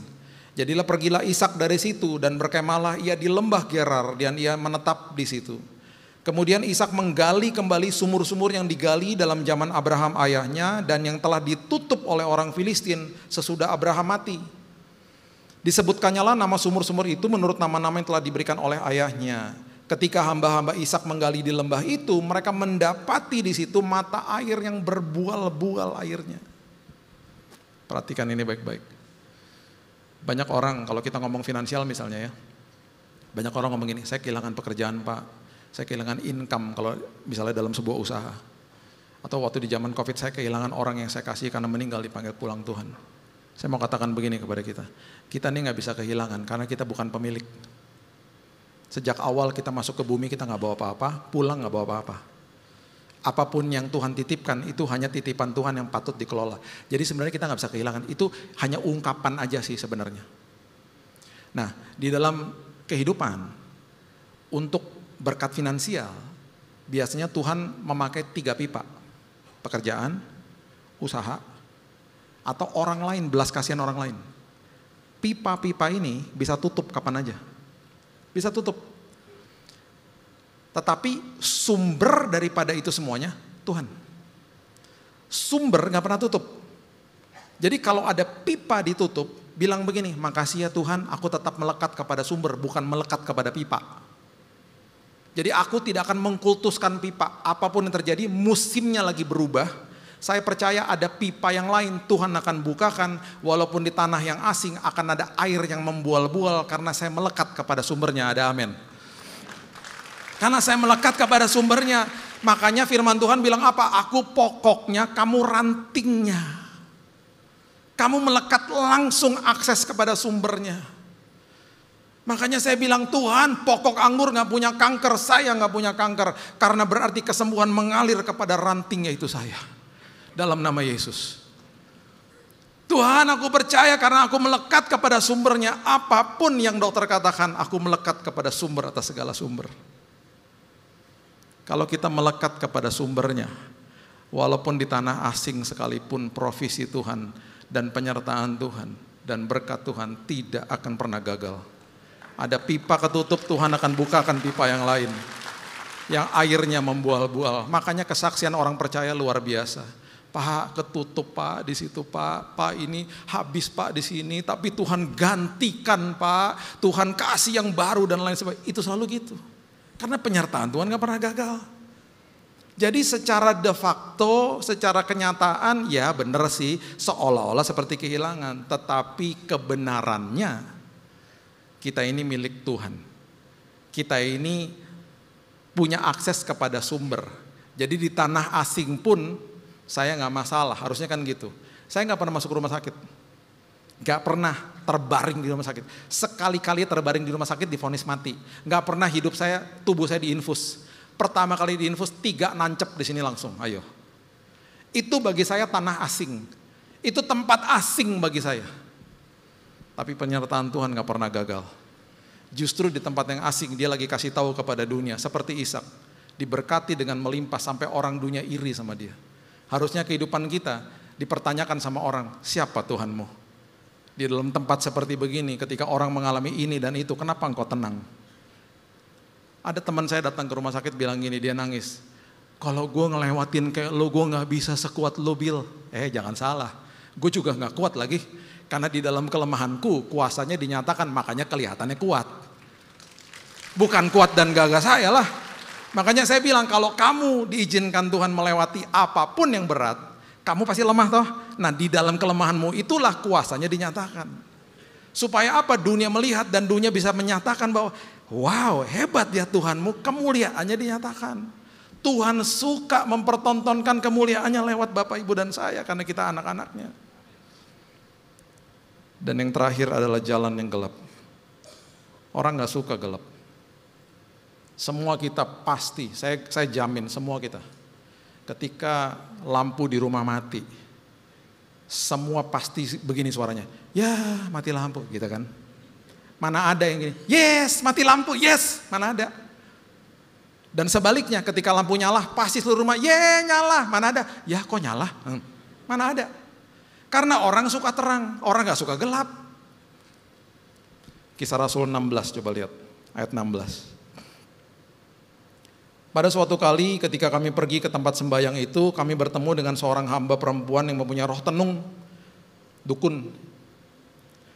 Dengan tenungan-tenungannya, tuan-tuannya memperoleh penghasilan besar. Nah, ia mengikuti Paulus dan kami dari belakang sambil berseru, katanya, orang-orang ini adalah hamba Allah yang maha tinggi. Mereka memberitakan kepadamu jalan kepada keselamatan. Ayat 18. Hal itu dilakukannya beberapa hari lamanya, tetapi ketika Paulus tidak tahan lagi akan gangguan itu, ia berpaling dan berkata kepada roh itu, demi nama Yesus Kristus aku menyuruh engkau keluar dari perempuan ini. Seketika itu juga keluarlah roh itu, dia gak jadi dukun lagi, terima Yesus. Bosnya marah karena penghasilan gak ada, karena kerjanya nenung, dapat uang, ya kan, bosnya dapat uang. Sekarang dia udah terima Yesus, bosnya marah, dia aduin ke penguasa-penguasa di kota itu. Paulus sama Silas dijeblosin ke penjara. Gara-gara memenangkan jiwa untuk ikut Yesus. Ayat 23. Setelah mereka berkali-kali didera, disiksa mereka dilemparkan ke dalam penjara. Kepala penjara diperintahkan untuk menjaga mereka dengan sungguh-sungguh. Kepala penjara dikasih tahu, jagain ya, awas lo kamu. Diancam lah pasti, karena ketakutan kepala penjaranya. Sesuai dengan perintah itu, kepala penjara memasukkan mereka ke ruang penjara yang paling tengah. Yang paling tengah dan membelenggu kaki mereka dalam pasukan yang kuat. Paling tengah bahasa aslinya adalah the most darkest place, the dungeon bah pokoknya. Di bawah tanah, paling gelap, paling gak enak, pokoknya paling sumpek di situ dimasukin ke situ. Itu artinya. Tetapi kira-kira tengah malam, perhatikan kata ini, tengah malam. Tengah malam di Alkitab itu menggambarkan waktu yang paling gelap, paling pekat gelapnya. Dan kata tengah malam pertama kali yang didokumentasikan di Alkitab itu terjadi waktu tulah ke-10. Di mana terjadilah the passing over, Paskah yang pertama ketika pintu bangsa Israel dibubuhi dengan darah anak domba. Supaya malaikat mautnya lewat. Tengah malam. Itu kengerian terjadi di situ. Makanya ketika itu menjadi metafor bayangan akan kelahiran Yesus dan kehadiran Yesus dalam bumi ini, yang tergantung di kayu salib adalah anak domba Allah. Makanya darah yang tercurah melindungi anak-anaknya. Itu artinya the passing over. Makanya kalau ambil perjamuan Tuhan, darahmu melindungi aku. Bukan sekedar menghapus dosaku, melindungi aku, melindungi keluarga aku. Itu maksudnya. Dan itu adalah korelasinya dengan tengah malam. Paulus dan Silas, dikatakan tengah-tengah malam, Paulus dan Silas berdoa dan menyanyikan puji-pujian kepada Allah, dan orang-orang hukuman lain mendengarkan mereka. Satu hal yang Alkitab catat yang patut kita lakukan di dalam kegelapan hidup, di tengah-tengah masalah yang sangat pekat, yang sangat tidak enak, mengucap syukurlah Bapak Ibu, karena ada kuasa di balik itu. Dan biarkan dunia dengar. Biarkan justru di saat itu kemuliaan Tuhan dinyatakan. Ada 2 rumah di Matius 7. Yang satu didirikan di atas batu, satu didirikan di atas pasir. Sekarang saya tanya, apakah orang bisa lihat fondasinya? Nggak bisa lah. Dua-duanya rumah kok. Kelihatan fondasi? Nggak kelihatan. Fondasi terlihat ketika ada badai. Yang satu rontok dan rusak seberat-beratnya, yang satu berdiri teguh. Disitulah dunia lihat, oh beda ya fondasinya. Disitulah kemuliaan Tuhan dinyatakan. Makanya orang Kristen menunjukkan kemuliaan Tuhan justru di tengah-tengah masalahnya dia. Itu kesempatan. Makanya mereka apa? Mereka menyanyi, mereka memuji Tuhan, didengar sama orang yang lain yang ada di penjara itu. Dan perhatikan ini. Akan tetapi terjadilah gempa bumi yang hebat sehingga sendi-sendi penjara itu goyah, dan seketika itu juga terbukalah semua pintu dan terlepaslah belenggu mereka semua. Ada kuasa toh di balik ucapan syukur, mereka mengucap syukur, penjaranya kebuka, belenggu terlepas. Oke, nggak cukup cuman di situ. Di dalam ucapan syukur yang kita terima bukan sekedar kuasa dan pertolongan Tuhan, hikmat dari Tuhan. Kenapa? Kalau saya jadi mereka, kalau saya nggak punya hikmat Tuhan, belenggunya lepas, pintu kebuka, ngapain? Kaburlah. Betul? Kaburlah. Itu pikiran pertama manusia, kebuka, kabur. Wah, ini pertolongan Tuhan nih, kabur.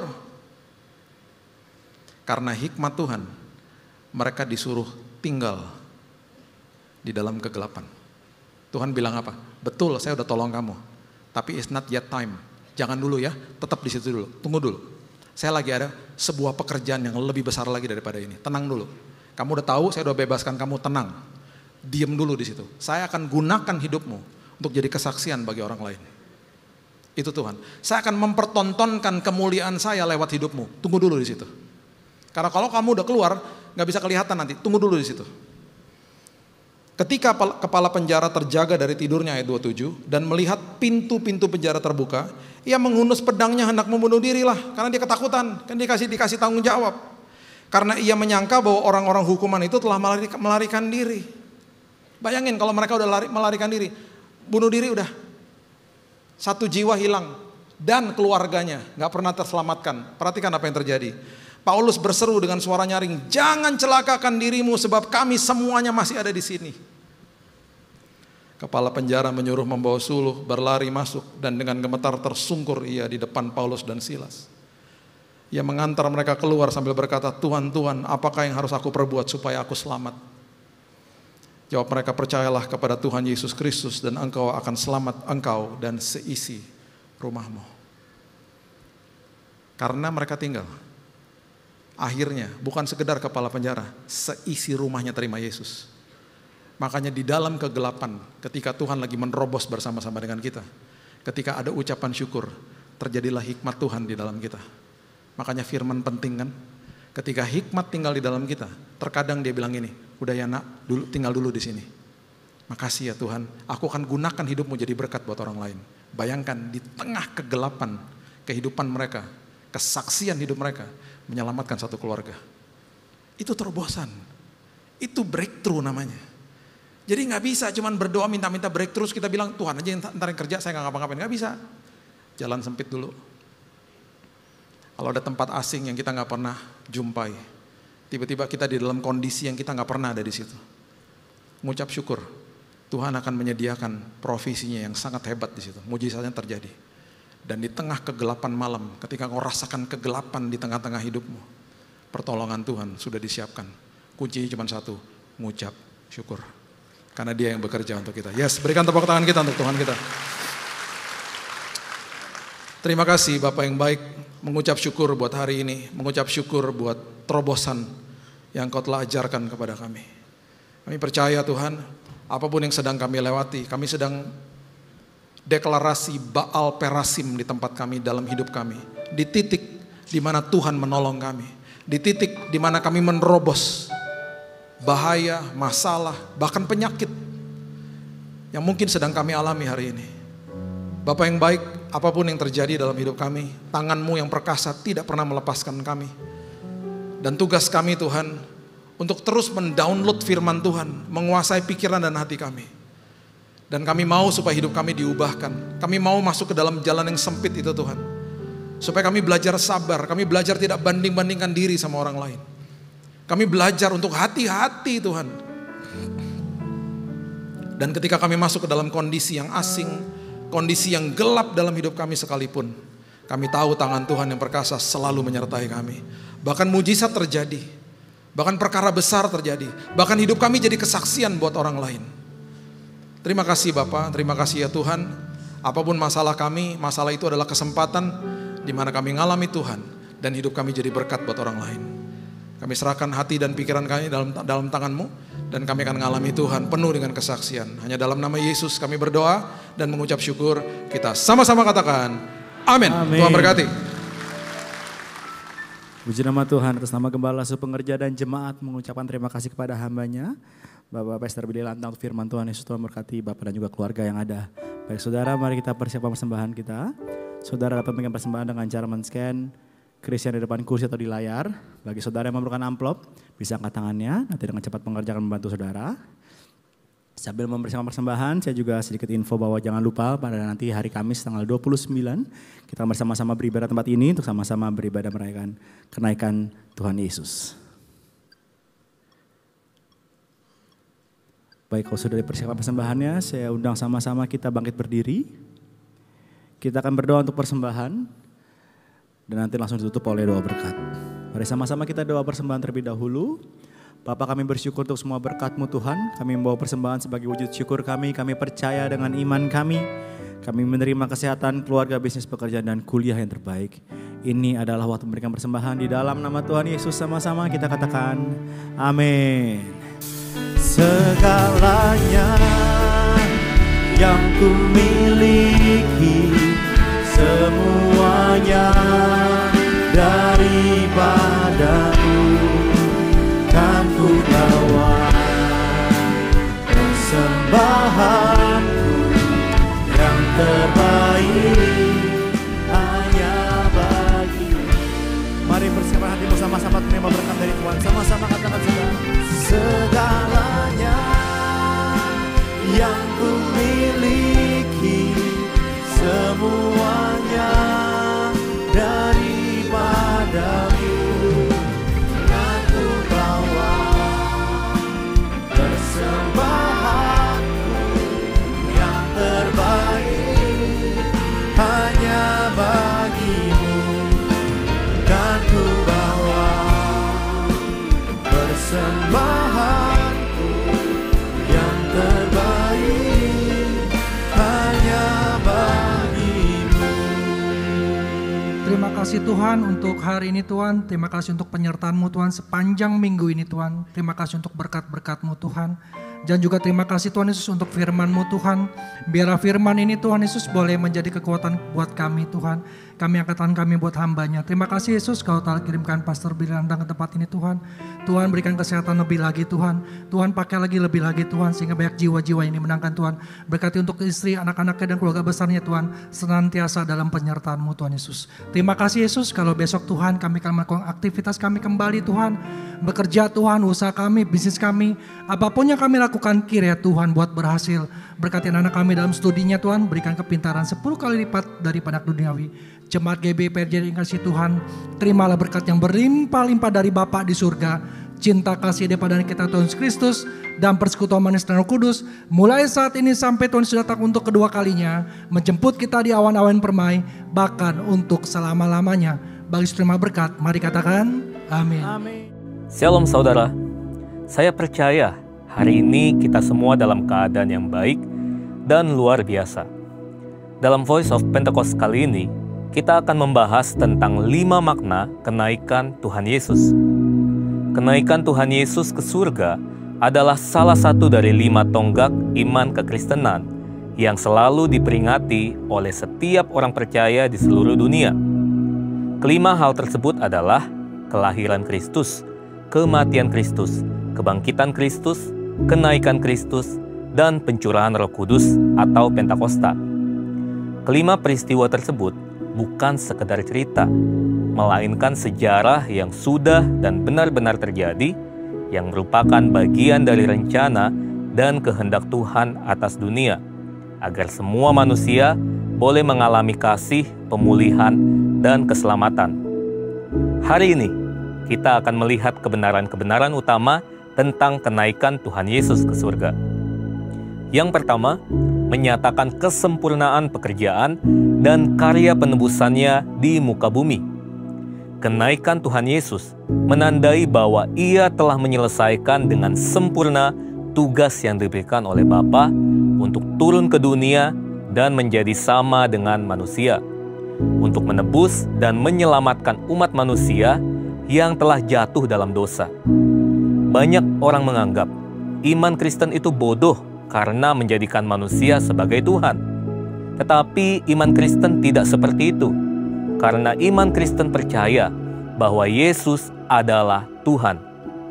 Dia datang berinkarnasi menjadi manusia, lalu setelah kebangkitannya, Dia kembali kepada kemuliaan keilahiannya. Yang kedua, menyediakan tempat yang kekal bagi orang percaya. Yohanes 14 ayat 2 mengatakan, Kenaikan Tuhan Yesus ke surga adalah bukti bahwa surga itu nyata dan bukan hanya sekedar fiktif belaka. Tuhan sudah menyediakan tempat bagi kita di surga, tetapi perlu dicatat bahwa tidak semua orang di dunia ini bisa masuk surga. Hanya mereka yang sungguh-sungguh percaya, hidup kudus, dan menaati firman-Nya yang akan masuk surga. Yang ketiga, menjadi imam besar agung dan pengantara bagi perjanjian yang baru. Di dalam Ibrani 4 ayat 14-16, Ibrani 7 ayat 25, dan Ibrani 9 ayat 15 menunjukkan betapa sempurnanya kasih, pengorbanan, dan anugerah Tuhan atas hidup kita sebagai orang percaya. Alkitab menyatakan bahwa di surga kita memiliki imam besar agung yang senantiasa mendengar doa dan permohonan kita, karena dia selalu menjadi pengantara bagi pengampunan dosa ketika kita datang menghadap tahta kasih karunia-Nya. Yang keempat, menyatakan cara kedatangannya yang kedua kali. Janji tentang kedatangan Kristus yang kedua kali diteguhkan kembali, bahkan dinyatakan dengan cara seperti apa Yesus akan datang kembali, yaitu turun dari langit seperti Ia naik, dan disaksikan oleh semua orang, terutama murid-murid-Nya. Hari-hari ini, kita sedang menantikan janji itu digenapi oleh Tuhan. Kedatangan Tuhan Yesus sudah semakin dekat. Pertanyaannya adalah, sudahkah kita menjadi murid yang siap menyambut kedatangan Tuhan Yesus yang kedua kali? Alkitab berkata bahwa tidak ada yang tahu akan hari kedatangan Tuhan. Karena itu, mari kita senantiasa berjaga-jaga dan siap sedia menantikan kedatangannya. Yang kelima, mencurahkan Roh Kudus untuk menyertai orang percaya sampai kesudahan zaman. Tanpa kenaikan Yesus, tidak akan pernah ada peristiwa luar biasa yang dampaknya mengguncangkan dunia sampai saat ini, yaitu peristiwa Pentakosta, pencurahan Roh Kudus. Semua ini telah dijanjikan Tuhan sebelum Ia terangkat, bahwa mereka akan menerima kuasa Roh Kudus untuk menjadi saksi Kristus dari Yerusalem, Yudea, Samaria, dan sampai ke ujung bumi. Tapi kuncinya, Yesus harus naik ke surga sehingga Roh Kudus turun. Kenaikan Yesus menunjukkan bahwa dimulainya satu era yang baru, di mana Allah tidak hanya mengurapi orang-orang tertentu, tetapi Allah mau tinggal dan memenuhi setiap diri orang percaya untuk dipakainya sebagai alat bagi kemuliaannya. Kenaikan Yesus ke surga menjadi jalan bagi tergenapinya kitab Yohanes 14 ayat ke-12. Aku berkata kepadamu, sesungguhnya barang siapa percaya kepadaku, ia akan melakukan juga pekerjaan-pekerjaan yang aku lakukan, bahkan pekerjaan-pekerjaan yang lebih besar daripada itu, sebab aku pergi kepada Bapa. Tuhan Yesus rindu untuk memakai setiap orang percaya. Dia ingin menyatakan kuasa dan kemuliaan-Nya melalui kehidupan kita. Itu sebabnya Dia harus naik ke surga, sehingga oleh karena karya Roh Kudus yang mengurapi, membaptis, dan memenuhi kita, maka semua rencana dan kehendak Allah itu boleh terlaksana dan tergenapi. Sudahkah saudara dipenuhi Roh Kudus?